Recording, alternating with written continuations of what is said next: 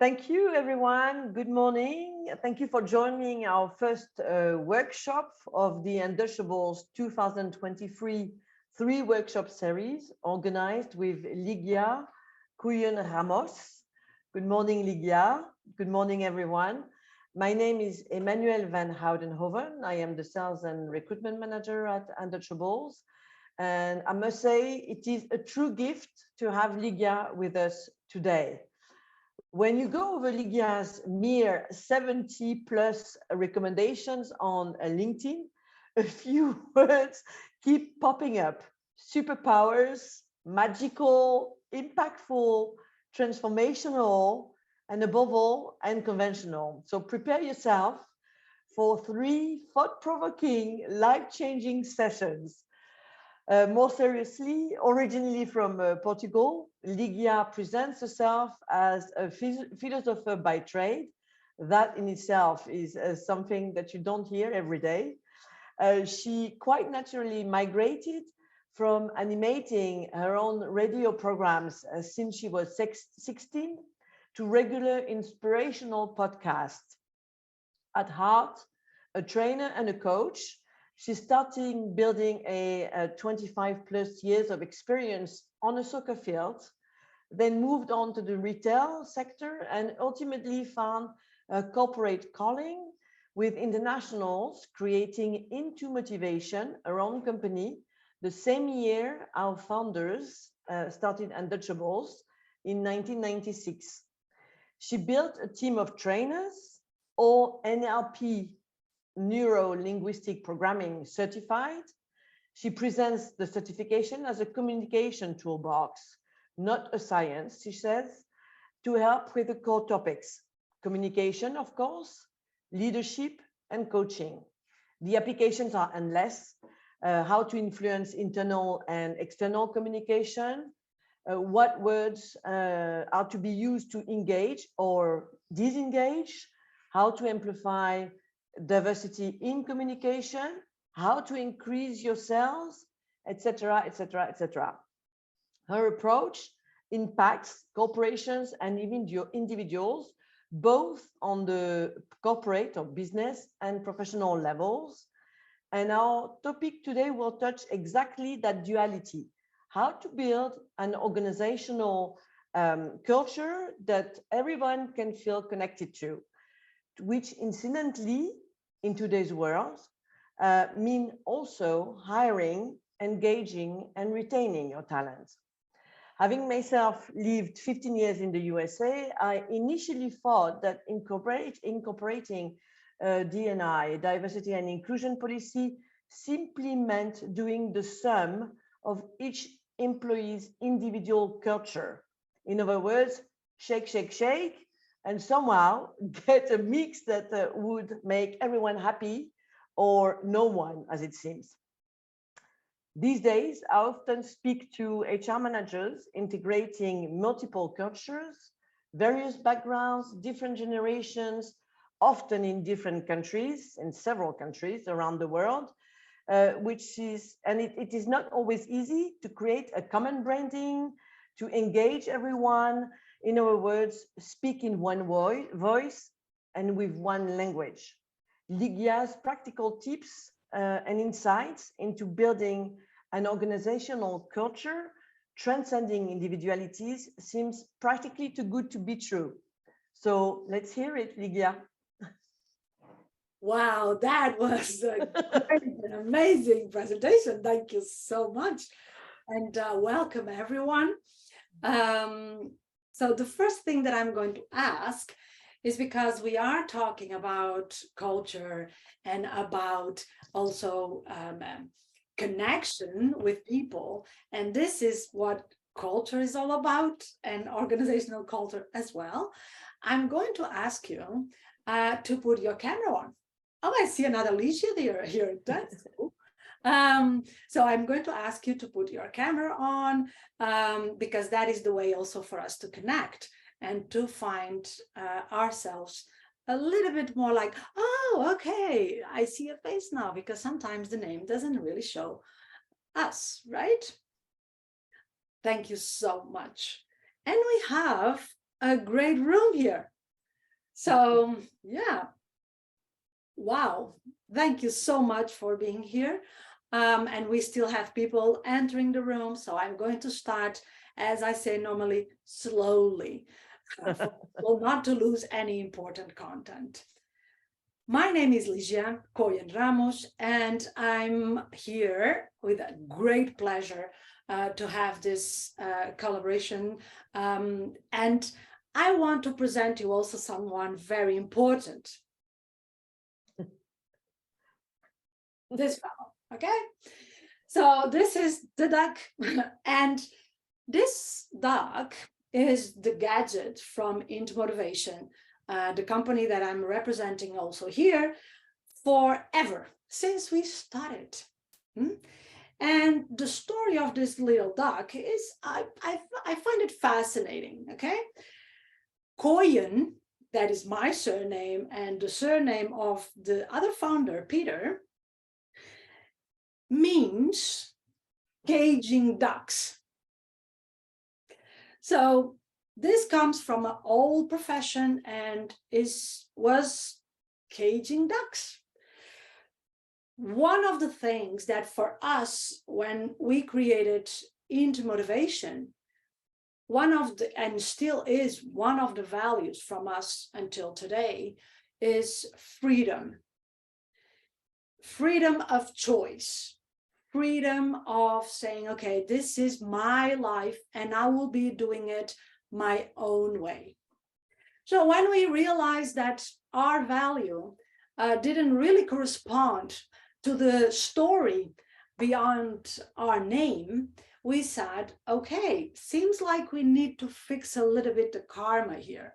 So we decided to have these ducks, and we deliver and we give away these ducks in every training encounter that we have. So I have always 2 or 3 in my bags and I give them away. Because we are online, I cannot give you the duck. I will love to. If you want a duck, please let me know. Send me your address. I will send it. But I wanted to, let's say, show you at least and remind you that we always have a duck here, okay? But also, this duck represents the way that I like to work. And I want to give that idea to you as well. When you see a duck in the water, normally you will not see them really busy and very, electric. You see them really going soft above the water. You see also that they create, let's say, a transformation in their back, right? The marks of the work of the duck stays in the water. But they don't look like they are in high effort. But if you look down, the little legs, they are going fast. They are doing something. They are working for what they want. This is how I see life. This is how I see work. We don't need to look hysterical. We don't need to be in a lot of effort, but we need to go with an intention. We need to work. We need to do things, okay? So these workshops, and this is the first one, I hope to see you in the next ones, is the start of the process. So we are going to talk about culture. I'm going to present you, probably you already know this, but I'm going to also to give you different perspectives about the dimensions in culture, okay?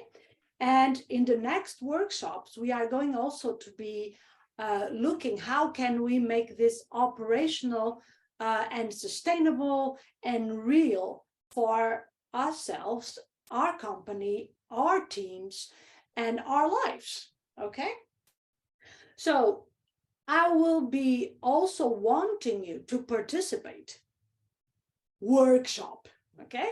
So it means that you need to work a little bit. So I want you to participate if you have questions, if you have any moment that you say, okay, this is interesting, but I still don't know exactly how can I put this in practice, ask me. I will never say something to you that I didn't try or did. So I will at least share my experience with it. Doesn't mean that is the full truth. Doesn't mean that the recipe is going to work all the time, but at least you'll have one experience that you can use as an example. Clear? Thumbs up? Okay. It's Friday, so we have two types of people. People that go, I don't know how I did this. Good that it's Friday. And some other people are the ones that go like, yeah, Friday. Woo. What is your type? You can show me. What is your type? Are you like, show me? Okay, some motivated people. Okay, good. I think the ones that are not doing this, I go like, okay, I'm not going to show that this was difficult, but I'm not going to put my hands up. So yeah, great. I was born in Portugal. At the age of 16, I changed cities. And then after university, I started immediately working with international, in an international environment. So I was always very fascinated about what is this all about? Why people seem in some moments so different, and at the same time, they look and do things that are so similar. So I was always looking for what promotes this, that in some things seems like we have totally different behaviors and mindset. And in some moments, we like, okay, I saw this before. Doesn't matter where you are. So I started getting really fascinated about what makes people do what they are doing. And this is a very interesting question. And most part of the times, people cannot really reply to this question immediately. Like, why do you do what you do? And this is a question. So why do you do what you do? What is the chain that is creating everything that you are doing? And most part of the times, people could not reply to this. And they would say, oh yeah, maybe it's education. Maybe it's my values. Maybe it's my experience with life. Yes, that is true. Everything of that is combined. But my question goes now to, when did you learn that? When, on what age, and until what age did you learn all that? And some people will say to me, maybe you are one of them, that will say, I'm always learning. Are you this type of people? I'm always learning. Everything in life is a learning. I'm going to disappoint you big time right now. Are you ready? Emmanuel already said that I'm very provocative. So you are warned. Are you ready for my big time provocation? Most part of our personal strategies, that the behaviors, the strategies are things that I do automatically when I receive something from the external world, okay? Most part of these strategies, you stop learning them, like me, okay, we are in the same boat on this, when you were 5 years old. Wow. Until the age of 5, we are like sponges. Yeah, we are like, we are not choosing anything. We are just receiving whatever is around us. And we create strategies. And the strategies are creating by, I'm going to tell you in a minute, our strategies are going to be created with a certain routine, okay? And the amazing thing is that most part of the times, after the 5 years old, we learn cognitively. So we learn intellectually, right? We learn math, we learn history, we learn biology. But that is only, let's say, conscious learning. But we are not, our strategies when we are behaving, the tendencies that they don't come from our intellectual point, okay? They come much before than that. They come from the nuclear of our culture, and that is our values. So if you want to draw right now in your papers, what is culture, you are going to draw a little circle and you are going to write there values. This is the center of your culture. And this is deep, because your values will come as beliefs. For instance, in my own country is a belief that life is hard. So when we operate, if life is not hard, if you are not feeling effort to do life, most part of people say, maybe I'm not doing enough effort. Maybe I'm not doing something right. The same thing, so for sometimes you hear this, right? Work hard, play hard. And a lot of people, in the end, they will repeat this. The other day I was talking with a person that I'm coaching. She's a director in a company, and we were exploring this. And I said, okay, why? Because she was saying, oh, I work, I don't know, much more hours than I should and that I want. And I said, so why you do that? And you know what she said? She said, oh my God, the first thing that comes to my mind when you ask me that, I can hear my mom saying, the end of a mountain is the start of a new mountain.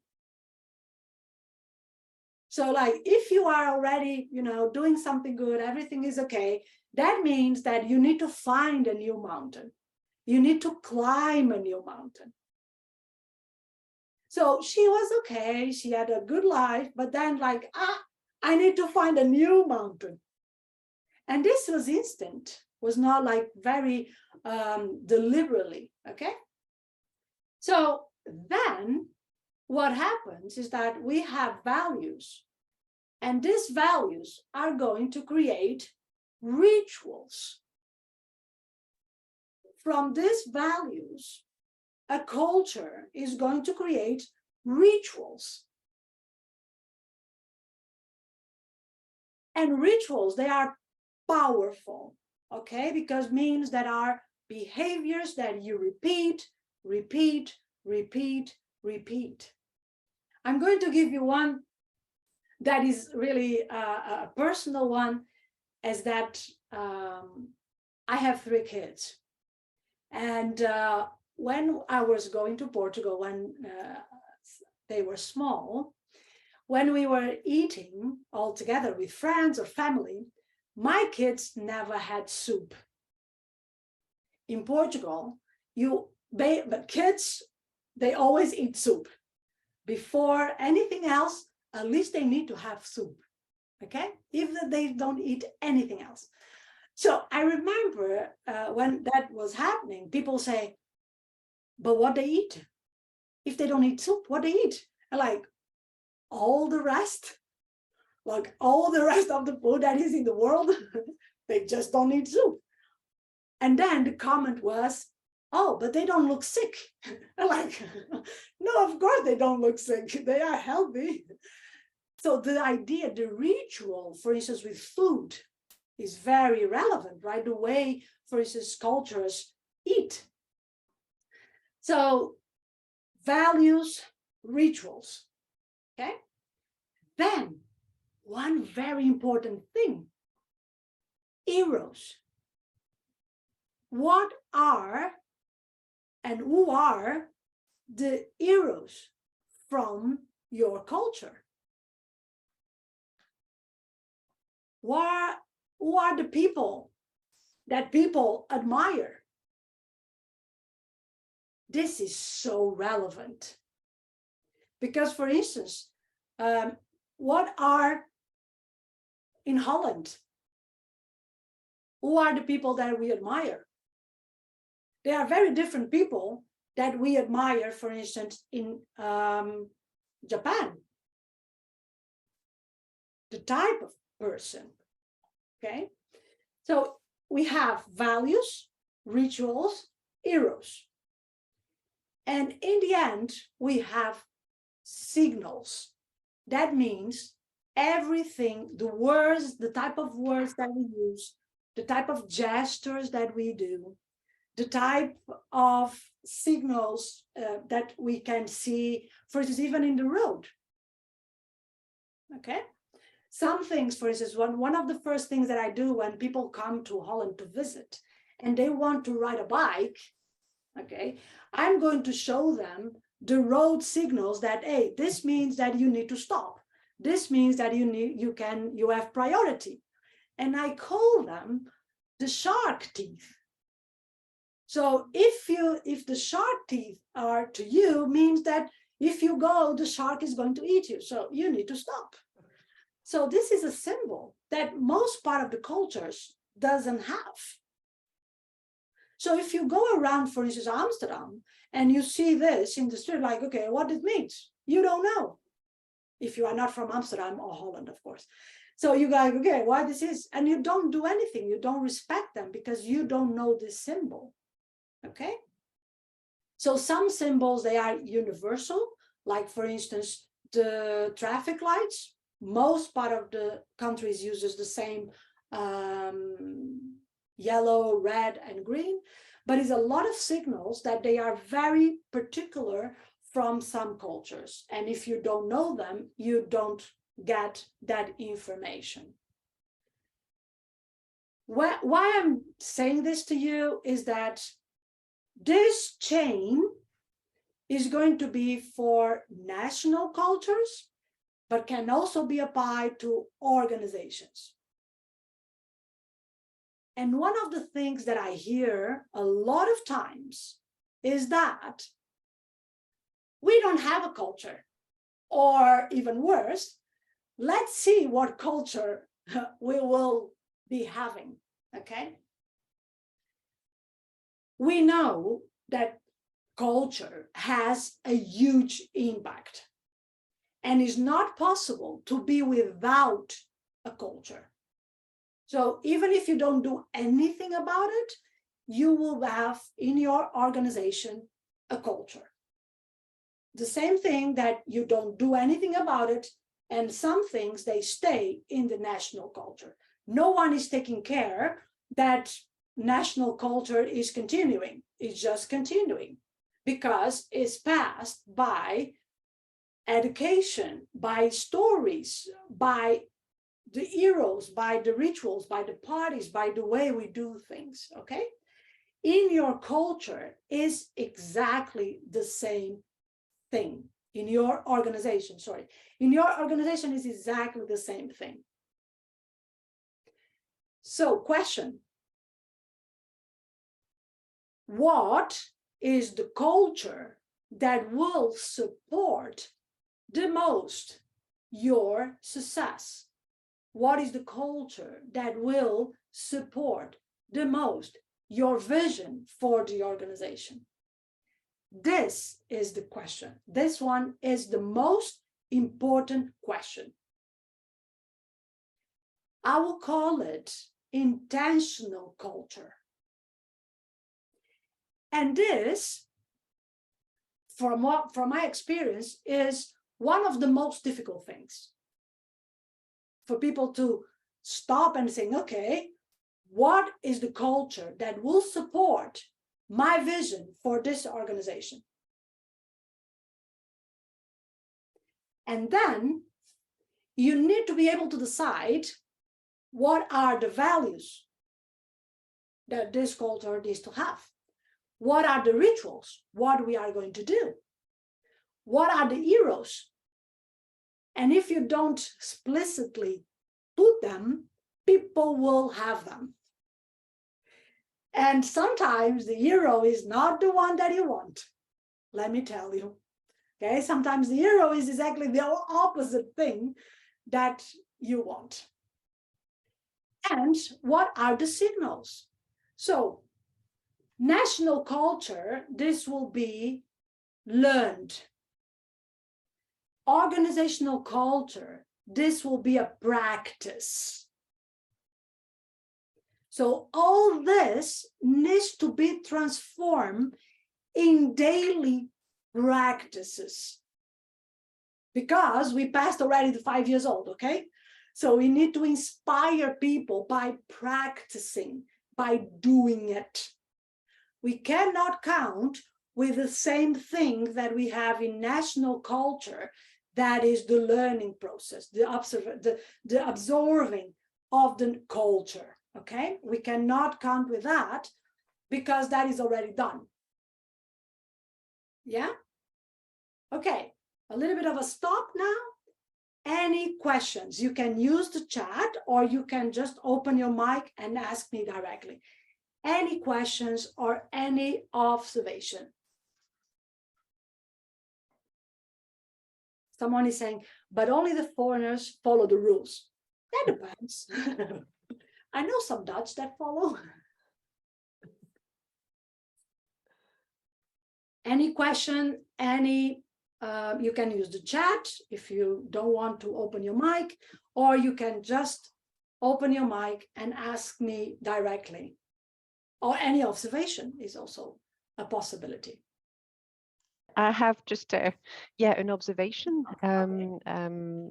Would you say also that there is some kind of absorbing culture when you come into a company? I'll just give you an example. We're talking about that with my brother the other weekend, and talking about arriving on time for meetings. And he was saying that in his company, it was, he had seen, people arriving late, and then all the meetings kind of get later and later, a bit like when you go to the doctors. I don't know if it's the same in the Netherlands, but it's the case in France. So it's like 15 minutes, and then it just goes on like this all day. And then you end up at 8 o'clock in the evening with, all the meetings having run late. And another organization, which is the case for mine, for example, you start at 9, you start at 9. If you have like a meeting which finishes, which is supposed to finish at 10 and we're not finished, well, we just finish it if we have another one afterwards.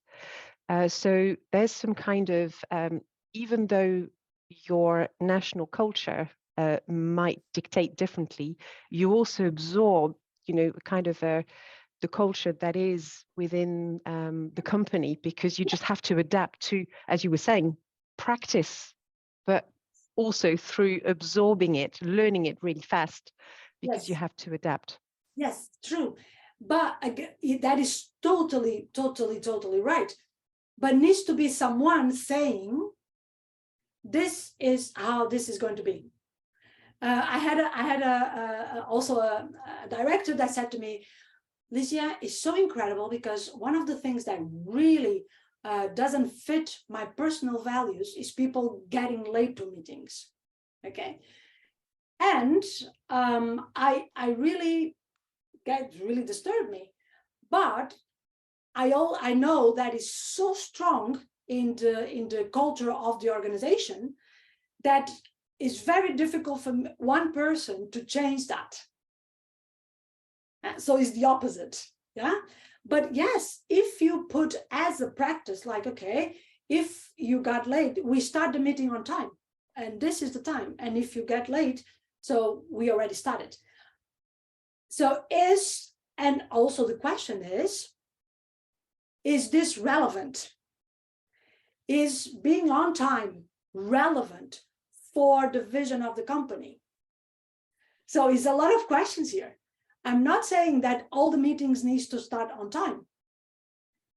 They will start on time only if it's relevant for the culture of the company. If that is in the practice that we want as a culture for the company. And this, I'm going to read in a little bit the questions because they are. There's a few questions. Yeah. So the thing is that one of the things that I always say is that is not a culture, an organizational culture that will fit one recipe that will fit all the companies. And this is so relevant. And we are a lot here. If I can say something to you, please, please do some benchmarking about cultures, but don't repeat what Google is doing. Don't repeat what Tesla is doing. Don't do whatever company you admire. Okay? You can find that practice really nice, really relevant, but you need to find out if that fits the vision and the intention for your organization. I'm going to give a quick example. When I was working in retail, was the boom at that time of the open spaces. I don't know if I had the same problem. For me, it was a problem. So it was the boom of the open spaces. So my colleagues in the board, they said, okay, we need to get modern. Well, we need to open the space. And I said, this is not going to end up well. So because we have in retail, we have, and most part of the companies have that as well, we have very different departments. We have a department that they put music and they are highly creative and they are, high vibe. And we have a finance department that needs concentration, focus. They have totally different spectrums of needs, okay? So they decided, and of course, after many discussions, okay, let's open the space. You know what I needed to do after 1 month of massive transformation in the office? Put again some blockers. I needed to put carpet because, it was a lot of sound with the shoes passing. I needed to put blocks to teach people to walk and not passing the desks of other people and chatting when they pass. So a lot of things, because that didn't fit fully the full company and all the departments. Was a mistake. Okay, so let's learn from it. Okay, so you have a couple of questions. So the first one from Nicoline is, how can you mix two very different company cultures, looking at best practices or letting it happen naturally?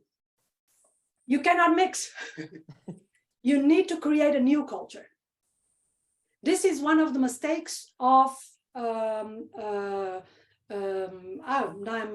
please some help. The acquisition, mergers and acquisitions. Yeah, thank you. I was missing the word. This is one of the first mistakes, is saying, okay, one culture, or sometimes one company is bigger, has more experience, is older, so this company tries to put the culture in this one. This has a lot of complications. Okay, so you need to create something new.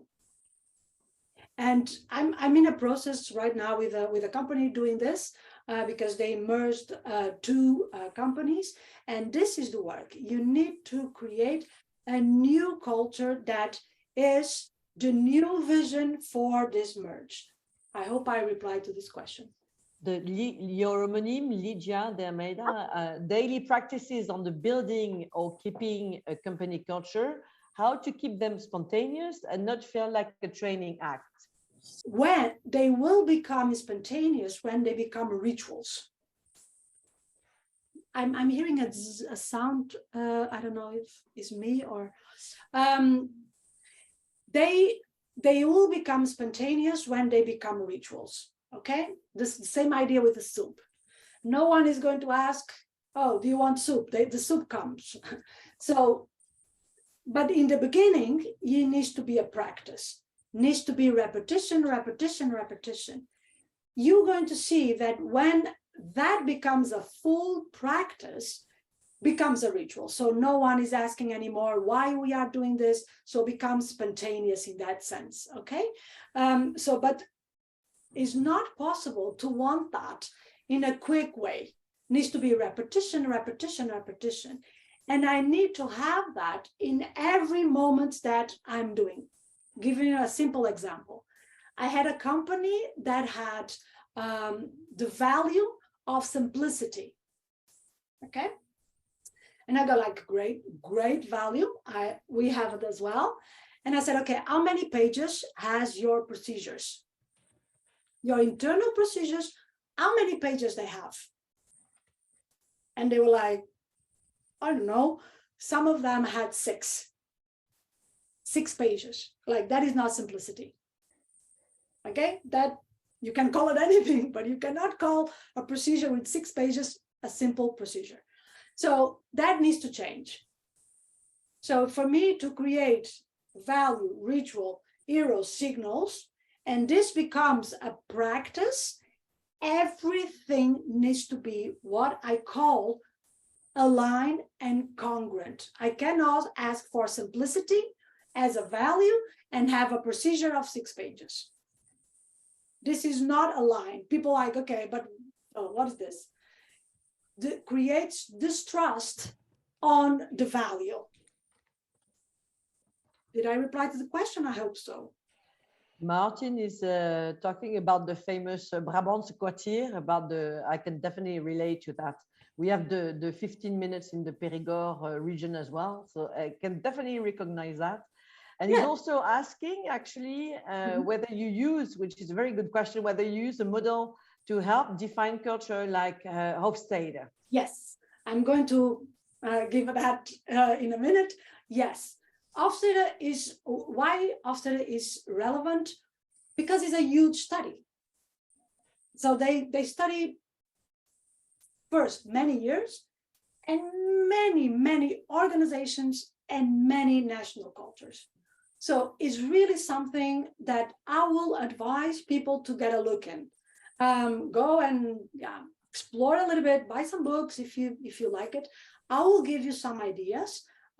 Peter Koijen was a certified Hofstede consultant. So yeah, we have also a lot of that knowledge with us. And is relevant because we'll give you a lot of notion of, okay, what is happening in other cultures. And also they have a lot of practical studies, some moments that things worked and some stories that some things don't work. My discussion right now with Hofstede, and a good discussion because I have connections with them, is about the organizational culture. And is about, because the studies were done in various organizations, but by my experience, most part of the organizations, I will not risk all, but big part of the organizations don't have an intentional culture applied. So that means that the studies that they did are relevant, but they don't still show what will happen if we are able to build an intentional culture. So that is what I'm bringing into Hofstede, and we are having some discussions about it. And we even I created a new program to create that intentional culture and what will be the result of that. So that is something that I'm doing as well with some people and some certified off-data consultants, because that is the difference, right? The difference is saying, okay, let's see what happens. And we have for instance, okay, we are in Holland. The company is located in Holland. What is the main culture of this organization? And this is a question that Ofsted also asks, like, is Dutch the main one? Or we can build an international culture even if we are located in Holland? Can we have an organizational culture that is separate from the national culture where the company is located? And this is a good question, I think. I think it's possible. So some colleagues from Ofstede said that is not possible. I say, I think it's possible.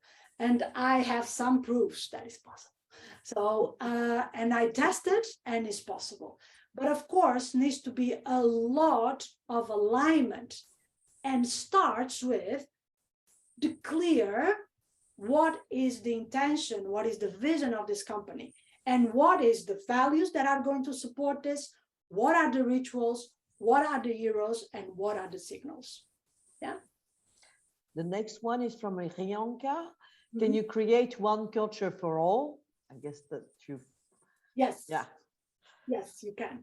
Because that is one of the things, the provocation that I gave when, for instance, you remember the Tesla and the big thing when Tesla said, okay, you need to come back to work.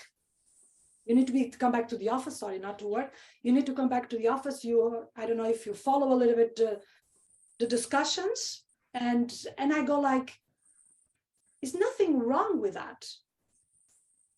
Is nothing wrong with a company say, all my employees are working from the office. That's it. I call that natural selection. I will not apply to Tesla. Will you apply? Some people say, yeah, why not? Some people say, no, I will not apply. That is natural selection. One of the big problems in recruitment at this moment is that you want to get it all.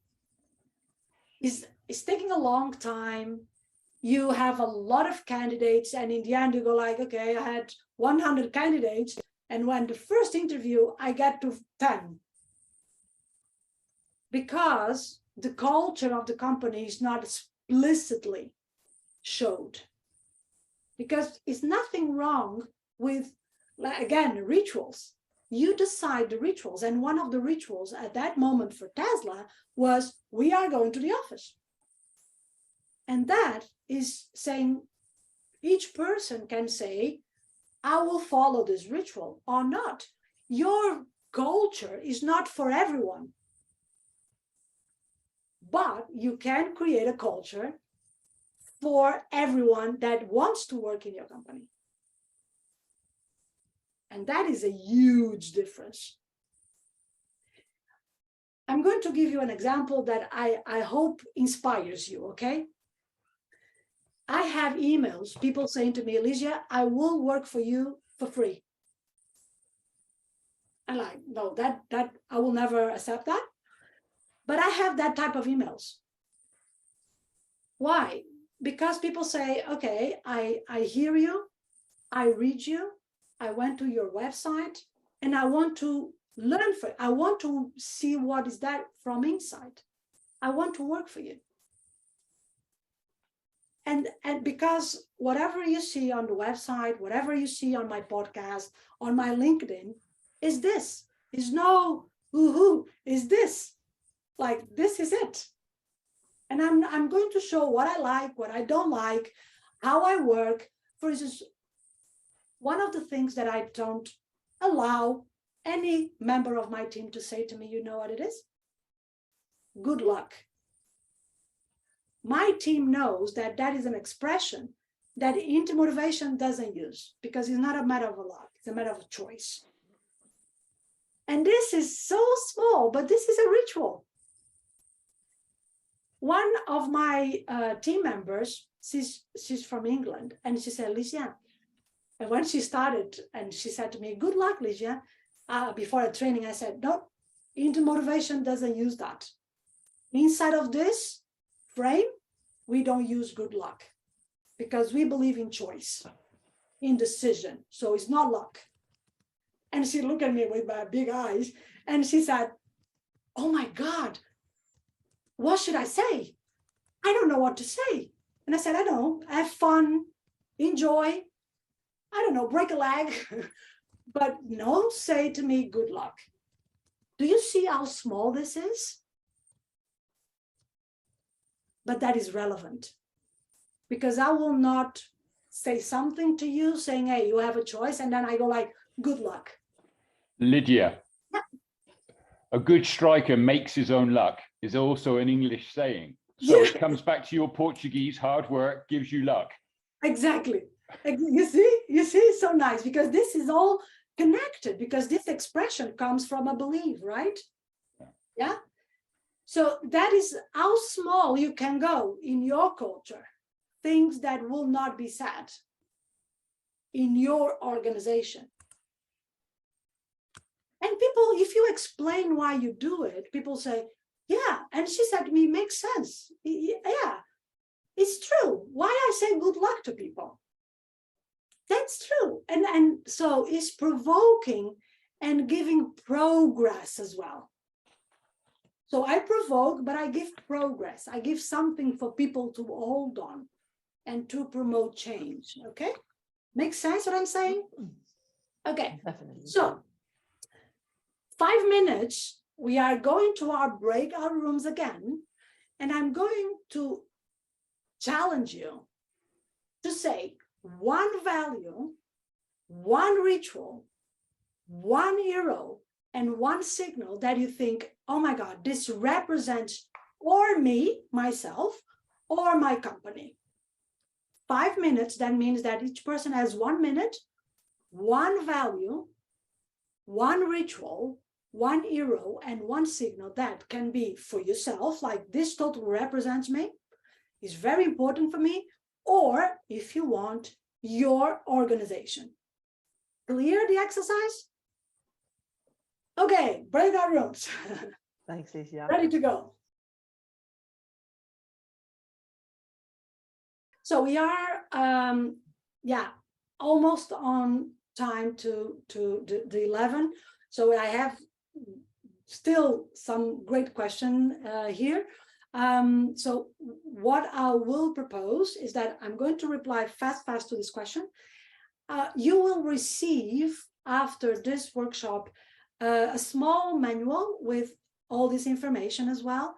And we will come back, right? For the next question.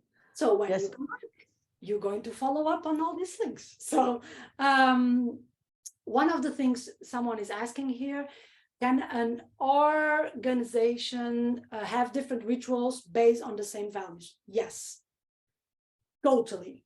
The thing is that you need to create a culture, and that is what we call diversity, right? So that is the main thing in diversity, is that you are going to create a culture that has sub rituals inside, but they need to be still aligned with the same vision. Okay? And what the beautiful thing is that if you have that, you're going to see that they will not be strange to each other. So they go like, oh, if I go there, I know that I can do this. If I go there, I know that I can do that. Some people, I understand, they have meetings, so they are saying, I need to go. So one of the things that I want to challenge you is, two. First is that you create, after this session, what is the practice? So organizational culture, remember, is about practicing. How can I put this values, rituals, heroes, and signals in practice? Become very, very specific. The second thing is that if in any moment you run on difficulties and you go like, okay, how do I really do that? Please reach out. you can find me in LinkedIn with my name, Ligia Koijen Ramos. You can find me by email in Into Motivation. You can reach out from there. If you run into some troubles, please let me know. I will probably can support you, and I will support you. Another thing is that between this workshop and the next one, you are going to receive some material. You are going to receive some teasers. So use that as well, okay? So if you need something extra, please let me know. An hour goes fast. It was a pleasure to be here with you. I hope you join the next one, because we are going to follow up on this one. And you can see in the chat already a link to register already in the next one. And again, if you have any questions or anything, please reach out to me. It was a pleasure, and a nice weekend for you all. June 30th will be the next one. So thank you for registering. You will get the link today from our team, and then we'll see you on June 30th, and then again on November 17th. So mark your calendars. Thank you for joining. And Ligia, a phenomenal thank you. Until next time. And it's great to think that we'll see you again at the end of June. Thanks.